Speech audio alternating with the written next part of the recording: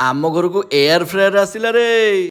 अभी मजा आएगा ना भिड़ो। जय जगन्नाथ गाइस भाई जहाँ को नुआ जिनस गोटे अनबक्सिंग मजा अलग ना पर्टिकुलर जरी खोलिया पार्टा मामा किंतु कहला आग से आइंस पड़ेनि तो बाहर को जाकि जो फ्रेंच फ्राइज पैकेटा नहीं आसलु साला पूरा सिझा आलू भाया लगे आम से लंका गुंड चाट मसला यात्रा कर खाइलु छाड़ तापर बाबा फादर्स डे केक कटाईगला तापर आम भाई भाई चलू चिकेन आनीते एबे तुम जो मैरिनेशन प्रोसेसटा भलसे देख गोटे जगार आग पकईदेव दही तादेह टे कलर तापर टे लुण स्वाद अनुसार स्पेशल हल्दी गुंड फॉर ए रिजन लंका गुंड चिकेन मसला पूरा नादिकी पकेब डालचीनी गुंड आ भलसे मैश करके कस्तूरी मेथी पकई चाट मसला पकई गोलेदेव एम देखा जो मेन है बेसन आ जो गरम तेल भाई जो छुंक बास्ना हम से चिकेन टाक भलसे गोलेदेव माने तुमको इच्छा हम कौन खाईदेवी कि खाइबेनि टे काटेब ताको गोले 10 मिनट रखीदेव सरी लेंबू पकईदेव बास लेंबू पकई 10 मिनट रखीदेव ये देखो जो खुशी मैंने लाइफटा एत अनसर्टन हो गलानी भाई छोट छोट जिनस खुशी होगा पड़ो ना छाड़ छाड़ आउट ऑफ सिलेबस होमें टे तापर कौन कहली 20 मिनट देकी 200 डिग्री बसई